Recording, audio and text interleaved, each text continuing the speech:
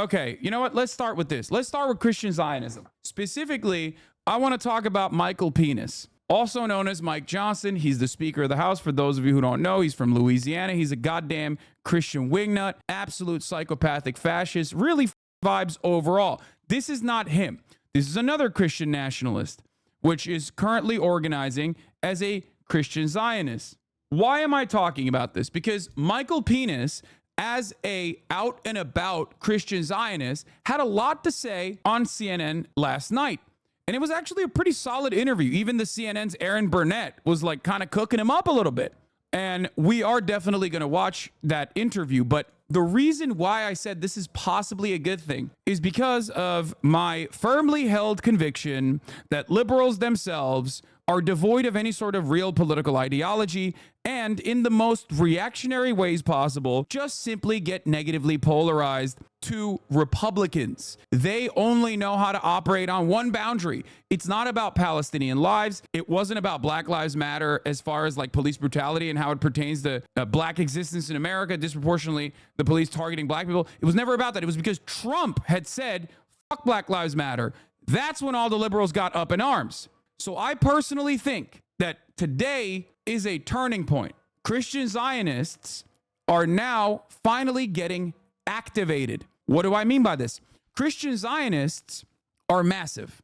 They are an incredibly important political constituency in the United States of America. Evangelical Protestants number in the United States by 100 million, right? There are 100 million Christian evangelical Protestants in this country. However, not every single one of them is obviously pro-Israel, but plenty of them are pro-Israel across the board due to State Department reasons. And a decent chunk of those evangelical Zionists are actually pro-Israel unconditionally as a consequence of their theological Armageddon theories. Now, this is something that I've talked about quite a bit, even though many people don't know this, and many people think that this is a Jewish issue. Israel has never been a Jewish issue as much as it has been a Christian issue. Whether at the early days, the Christian Zionists in England, all the way to the evangelical Christian Zionists in this country that have a tremendous amount of political power, which you saw with the Roe v. Wade decision. These guys make up 30% of the American population, give or take, but they make up like 75 to 90% of the legislative agenda because they're a very active voter bloc. They're very organized. I'm not going to go further into like the Paul Weyrich and the moral majority, and how this movement developed originally as a reaction to schools being desegregated, even though I am kind of getting into it. But my point is this: American Christian Zionists are massively important. It is part of the reason why the Republican Party has always been a relentless dick rider of Israel in perpetuity. The reason for why the Republican Party cares about it, or the Christian Zionists specifically care about it, is because they believe Jews have to go to Israel. All Jews have to go to Israel and dominate that land so that Jesus Christ, and it sounds like a fucking anime when I describe it every single goddamn time, but it is the case, okay? Trust me. Jesus Christ is going to come back he's going to do the second coming. He's going to come back to earth and fight against the devil in Megiddo. This is what a shit ton of Christian Zionists believe. It sounds like a motherfucking D&D campaign, and they legitimately believe it. There are movies made about this. It is something that televangelists talk about quite frequently. John Hagee, the Hitler pastor who runs a massive mega church in the South, is one of the more prominent figures in this movement. American Christian evangelical Zionists are the number one, the largest donors to the West Bank settlement operations in general. This is something that is very profoundly important to the support, the unconditional support to Israel. Obviously, the major support for Israel comes from America's State Department interest, which is overall apolitical and just pro-capitalist. However, this is a very important way to generate momentum for this movement on the ground. Because if you've never been around a Jewish person in fucking Dallas, Texas, why the fuck do you care about Israel? You're anti-Semitic. Why do you care about Israel? Well, you care about Israel because all the Jews are going to go to Israel, and then Jesus Christ is going to come back, and it's going to suck you up into the heavens in the rapture, and everyone else, all the non-believers who weren't saved, with evangelical Christianity will go to hell. This, of course, also includes the Jews. Jews will also, if they do not convert to evangelical Christianity in that moment, also go to hell permanently, eternal damnation. So inherently, this is a deeply anti-Semitic prophecy. But of course, nobody like on the Israel side actually gives a shit or believes it. They just think, oh, great, we have so many fucking allies. And if you think that the number of evangelical Christian Zionists who do believe in the second coming and defend Israel on those boundaries is like a marginal amount, you are wrong. Now that we've established evangelical Zionism and why evangelical Zionists are such rugged allies to Israel, let's talk about their tactics. Evangelical Christians across the board, Christian fascists in general, are completely psychotic. They are way more aggressive than any other group, partially because they're very entitled. They run the country. The Republican Party is perfectly captured by them. So why shouldn't they do things like January 6th? Or why shouldn't they do things like have some of their prominent figures that sit on the Arizona Supreme Court, for example, Arizona State Supreme Court, for example, to come up with increasingly stupid fucking decisions like, making sure that abortion is criminalized across the board. But for that reason, I think in the upcoming months, if Christian Zionists are more activated to defend Israel and engage in counter-protest against against those who are protesting for Palestinian emancipation, protests will inevitably get more violent. It's always darkest before the dawn, and it will certainly get a little bit darker. However, in that process, I suspect that liberals will start getting negatively polarized, because the only way that liberals get on board with something is if Republicans are pushing those boundaries. Republicans have been awfully quiet about Palestine and Israel because they're letting the Democrats fuck it up. Some of them have started chirping more and more in defense, in the unconditional defense for Israel, Mike Johnson being one of the few individuals who's very prominent in the Republican Party. So you will now start seeing, at first, more aggressive counter-protests, because the Zionist counter-protesters right now are usually, some Jewish students, maybe some Christian students in general, but like it's marginal, it's tiny, right? Not everybody wants to go out and be like, no, I actually do love apartheid and fuck you. However, Christian Zionists do not have those hangups. They fucking will go to those protests and they will get violent.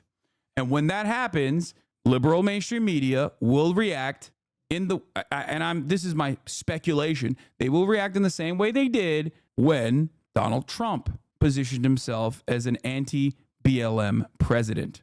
Here's Ben Lorber talking about this issue.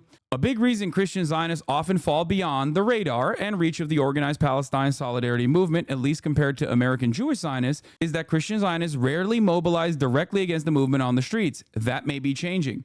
Here it is, by the way. New York City for abortion rights, all out for Palestine tomorrow.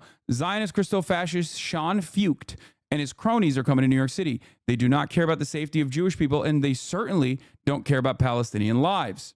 Who are Christian Zionists? They are evangelicals who believe that God promised Israel only the Jews, and that an apocalyptic war will bring about Jesus' second coming, when they claim all Jews will go to hell. The reason why I think Christian Zionists are getting activated is because the Hasbara operations are failing. So when the Hasbara operations are failing to captivate the broader subsects of American society, they're like, well, we have to push back. We have to do a show of force.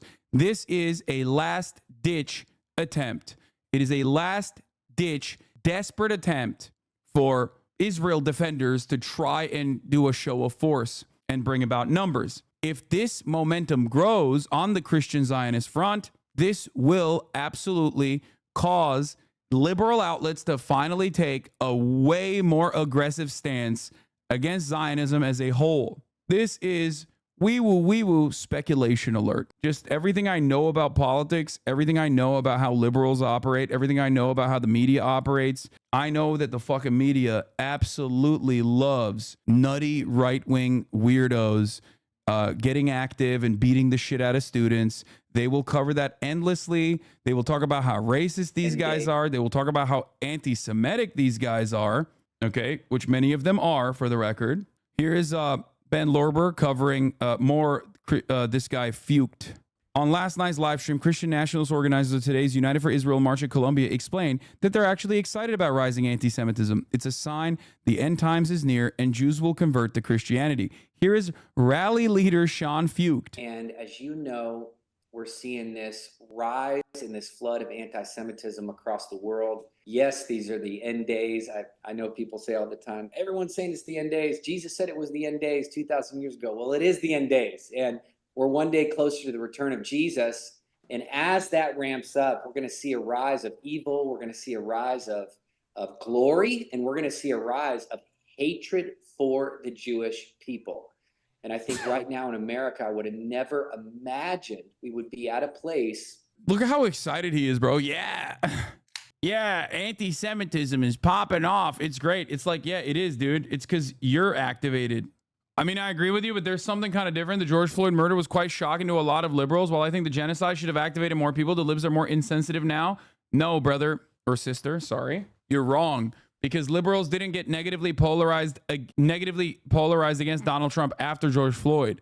They got negatively polarized after Donald Trump shit on Colin Kaepernick. That's not where it started. That's where the momentum finally hit its largest point. It hit its peak.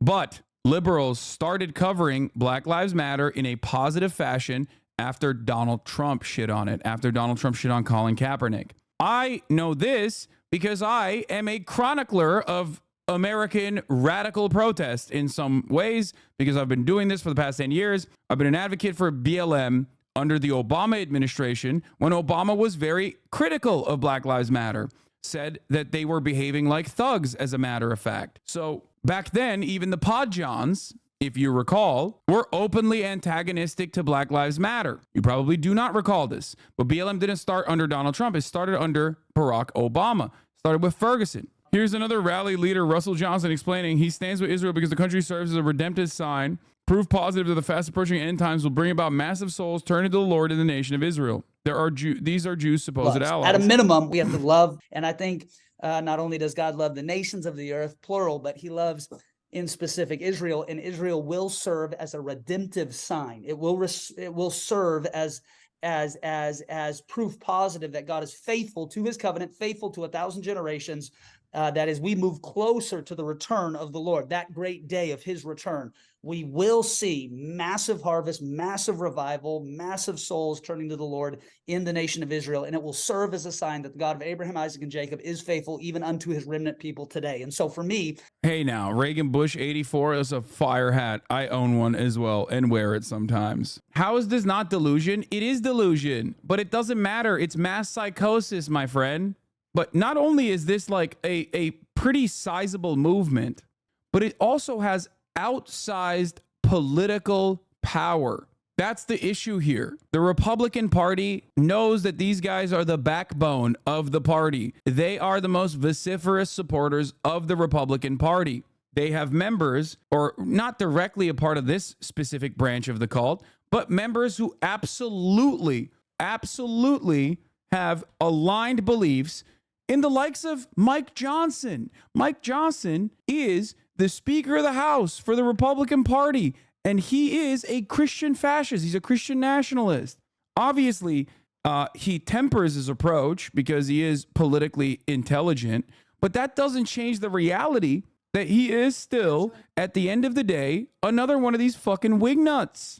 How are these guys any different than ISIS? They're not. The only difference between them and ISIS is that they have the American state aligned with their agenda, if not for religious reasons, but still, because they have the American state aligned with their agenda, they get a lot of momentum for their movement.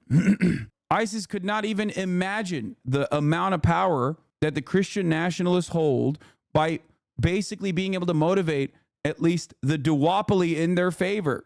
I am here today joining my colleagues and calling on President Shafiq to resign if she cannot immediately bring order to this chaos. The school says it's making progress in negotiations with demonstrators. We need the National Guard, law enforcement, or someone to come in here and take control. This, by the way, is directly antithetical to free speech. Free speech is not when you say something, you say hate speech, and then other people react negatively to you saying hate speech. sheltering you from the inevitable consequences of saying hate speech. Free speech protects your speech against state suppression and state violence.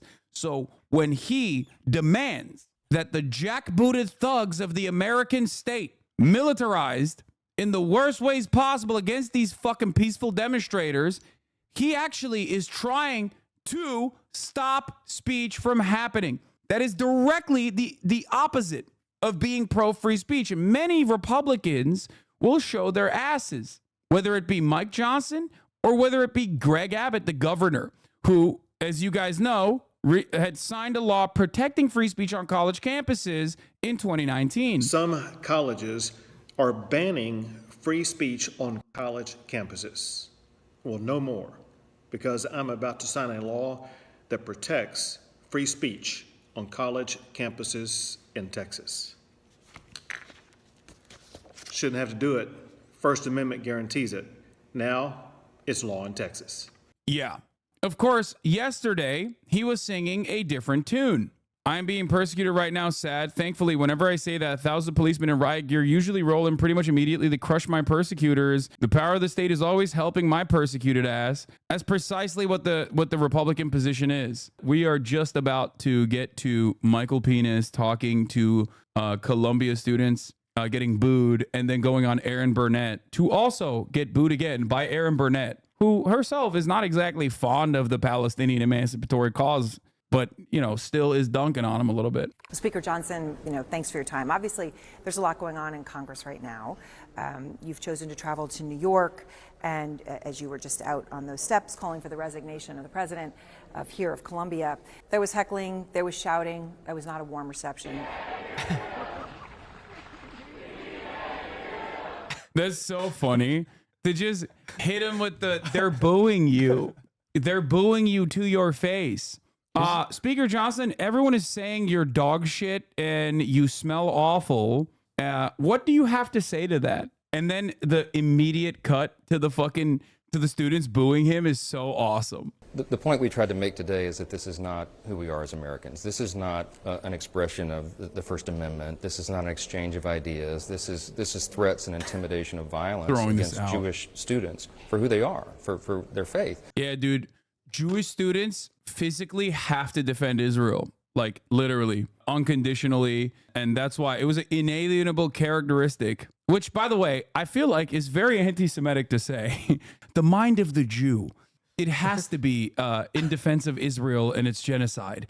It's just that's just how it works, and that's precisely what these students were very upset about. Of course, doesn't give a shit about the many Jewish anti-Zionist protesters. Clearly, talking about how it's these Zionists, both Christian and Jewish Zionist students that whose feelings were hurt. And that's really fucked up, which is why the police should kill the students for hurting the feelings of those who defend Israel unconditionally. Trend that's going on in the country right now. We have these similar types of activities and what are becoming violent protests on campuses around the country. How are they violent? Members of Congress. Yeah, they were violently saying, please put an end to the genocide. Yeah, he's saying, listen, genocide hits way better when there isn't a bitch in your ear telling you about how fucking unjustifiable it is, okay? And honestly, that is violence.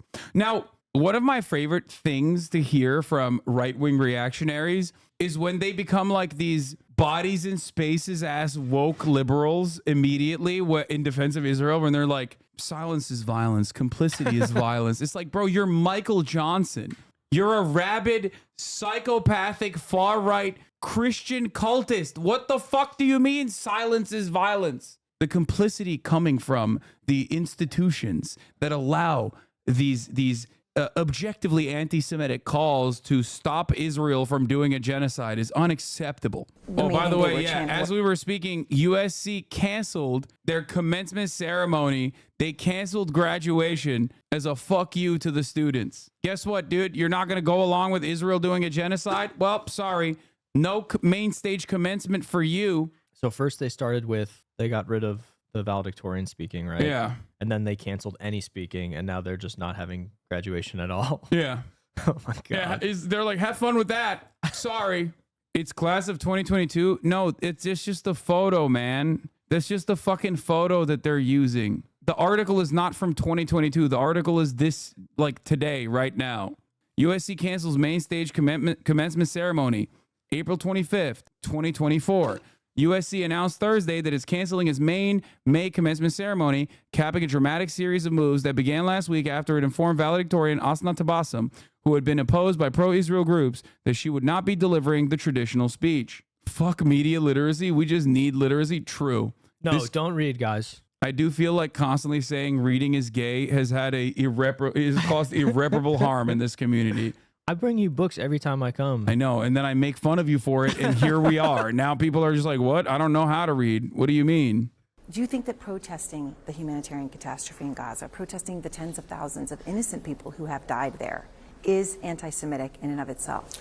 I think there's always a place for debate in the free exchange of ideas, but let's not equivocate on what's happening in with Hamas and in Gaza. This is a battle, as Netanyahu said.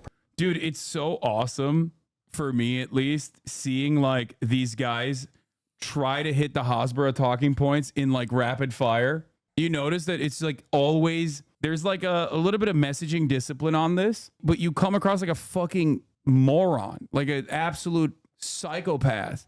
When you turn around and you're just like, yeah, well, Prime Minister Netanyahu said, like, they're fighting good versus evil. Prime Minister Netanyahu said between good versus evil, light versus darkness, civilization versus barbarism. Civilization versus barbarism is fucking crazy. This isn't a close call. Like, him channeling that genocidal rhetoric is so fucking hilarious to me, because I don't think that this is going to play well to the broader CNN audience. I don't think that the CNN audience is going to be like, yeah, that's right. It is good versus evil. In response to a question that's, what do you think about the thousands of dead civilians and murdered civilians? Oh, it's good versus evil. Yeah, sorry. It's just I am an insane racist. It is pretty funny that he's referencing light versus darkness, which was a tweet that the Israeli government put out and deleted it because even they recognized how fucking villainous they sounded. And here is Michael Johnson months later being like, no, it's light versus darkness. I mean, this is the straight up Nazi shit, by the way. That is just one-to-one Nazi rhetoric. Yeah, it's also crazy because he basically said there's always space for open dialogue, but they shouldn't be allowed to, because why would anyone be anti-Israel? Exactly. It's fucking objectively ridiculous that a very powerful Republican figure who is a Christian Zionist and a Christian fascist separately, even though Zionism is fascism, he's also separately a fascist in general for his own domestic affairs, to sit there and be like, yes, these protesters, these student protesters are peacefully protesting for their college endowments not to go directly in funding Israel's apartheid regime and Israel's genocide, actually have to be violently stamped out. You cannot hate Israel. And then he uses the wokest fucking quotes that he possibly can arrive at. Like he's talking like a 2014 blogger, like a BuzzFeed article writer, in the way that he's defending Israel from microaggressions. Like, I can't believe how much these pro-Palestinian students are actually manspreading, and they're mansplaining. Israel is small bean. Israel is a girl. Israel is feminist. They really need to stop with these microaggressions against the students who want to support Israel's genocide. It's fucked up. Israel could do that would be over the line for you, because when you talk about stamping it out, I mean, many innocent children have died and are dying at Israel's hands and the IDF. There have been civilians murdered, but that is not the fault of Israel. It's the fault of the terrorists, the Hamas operators and soldiers, the terrorists who have used these people and put them into harm's way. Yeah, harm's way being Israel, the unstoppable force, by the way. We always talk about Israel as though it's like a natural disaster, which it is, but not in the way that he's claiming.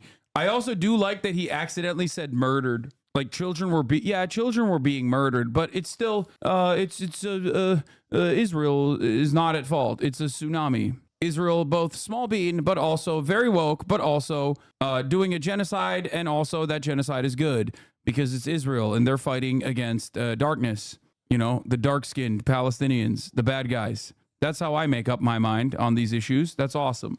but this is a war, and they're fighting for their very existence, and they are not the aggressors. It is the other side. Some of the people here seem not to understand that, and I think that's a real problem. We can debate the merits of all these things, but what they're doing here is intimidating Jewish students. That's the thing that is so problematic. Because when it comes He said it's problematic. Yeah, he did. This is what I mean. These guys are like, every single one of these, like, I love free speech. Free speech means, you know, hate speech is protected. Every single one of them turn into like fucking BuzzFeed article heads, dude. Y'all, this ain't it. Silence is violence. Your complicity in saying Israel is bad is actually a major microaggression towards Jewish students. Everyone is a liberal at the end of the day, as I've tried to explain to many of you. This is yet another perfect, obvious example of this phenomenon.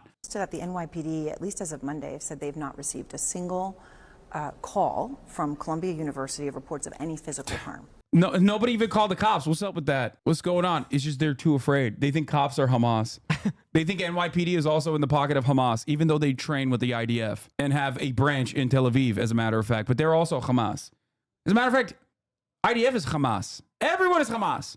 Right, but you have to speak to these Jewish students who are in fear of their lives, who are cowering in their apartments right now, who are not coming to class. In fact, the administration recognized the threat was so great, they canceled classes. Now, yeah, totally, dude. Yeah, we literally have to think about the fifis of people who claim that they're in fear of their safety because they want to go out and be like, I love Israel, fuck you guys, we should be able to do a genocide. We have to center the conversation around those guys. We just have to. Now, if you're confused as to why this rhetoric seems so comfortable for a right-wing reactionary Christian dude to fucking engage with, it's because that's precisely the same exact perpetual victimhood that white nationalists engage with on a daily basis. They are also identitarians, as you know, white identitarians. They also do their own form of social justice. It's just they're social injustice warriors. That is precisely the reason why it's so easy for Mike Johnson to turn around and be like, yeah, these guys are actually doing a microaggression. These guys are actually not centering the feelings of defenders of Israel. That's what's going on here. And they've done it over and over and over again. I'm trying to understand, though, why, as Speaker of the House, this is an issue you would want to get involved with. It's a private university. It's an issue happening here. Why is this something that you are choosing to get involved in and calling for the removal of a president of a private university? Well, they receive federal funding as well. And Congress is looking at all of these aspects to determine how they're using those funds. Is that appropriate? If they can't fulfill their basic obligations, I don't think the American taxpayers want to be funding this kind of thing. We know that professors are engaging in this as well. Some of the professors, some have been supporting. We should kill them as well. We should, dude, kill everyone that says Israel is in the wrong. Please, please, we have to kill them. You guys don't understand. We have to arrest them, arrest all of them. How dare they say this? I'm so upset. I'm so mad right now. We have to take physical action against these guys immediately. It is pretty funny that he's like talking about federal funding going to these institutions after, earlier today, like a couple hours after this conversation, Brandon signed a bill that gave $28 billion to Israel so that it could conduct its genocidal affairs. The fact that we're talking about like American people deserve to cut funding to Columbia University because they allowed some of the students to set up an encampment without killing them. Students who pay tuition. Yeah, students who fucking pay tuition, exactly, is ridiculous. These motherfuckers do not have a leg to stand on. Just nothing. Peaceful expression and peaceful exchange of ideas. That's something very different, and that's what we're saying they need to get control of. When they camp out around the campus and they prevent students from exercising their rights, that's the problem. I've talked about the monopoly of violence being in the hands of the state quite a bit, as you guys know. The way we see violence is not when the state does it. We are so conditioned to think that that's like not a violent outcome or a violent action in general, but instead what is expected. So he's over here genuinely advocating as a member of the state for the violent organs of the state to violently stamp out the students' First Amendment rights that are supposed to be protected by the Constitution. That's not violent statements, though, because he's just demanding more of the state violence that we take for granted, that we think is perfectly permissible, perfectly normal. It's actually the students saying, don't do a genocide that are objectively violent in his eyes, which is ridiculous.